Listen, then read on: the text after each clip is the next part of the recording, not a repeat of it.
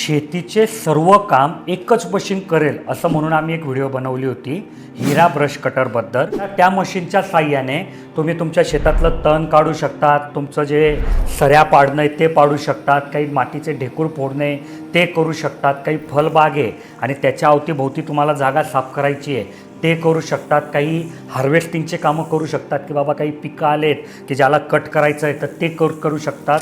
त्यालाच तुम्ही wood cutter जर लावलं तर जे छोटे मोठे झाडं तुमच्या बांधावर आलेले असतात ते सुद्धा तिच्याने कट होतात। तर हे सर्व कामं एकच मशीन करते आणि त्या व्हिडिओमध्ये आम्ही सांगितलं होतं की हे मशीन शेतकऱ्यांनी का वापरावं आणि याचा फायदा काय। तुम्ही ती व्हिडिओ बघितली नसेल तर बघून घ्या। त्याच व्हिडिओच्या कमेंटमध्ये शेतकरी दादाने हा एक प्रश्न विचारला आहे की मग आम्ही किती CC वाला ब्रश कटर विकत घ्यावं। बघा, शेतकरी दादांनी ब्रश कटर विकत घेत असताना सर्वात जास्ती ताकदवान इंजिन असलेलं ब्रश कटर कधी पण विकत घ्यावं, कारण शेतीमध्ये कधीच एक सारखी परिस्थिती येत नाही।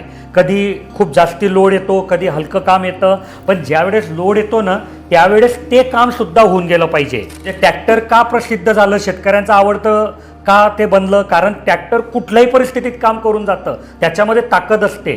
म्हणून ब्रश कटर घेत असताना शेतकऱ्यांनी 2 स्ट्रोक 52 CCचं इंजिन असलेलं ब्रश कटरच विकत घेतलं पाहिजे। जर तुमच्या मनात अजून ब्रश कटरबद्दल काही प्रश्न असेल आणि तुम्हाला मदत पाहिजे असेल तर आमचे इंजिनियर सकाळी 8 ते संध्याकाळी 6 या नंबरवर तुमच्या मदतीसाठी उपलब्ध राहतील। धन्यवाद।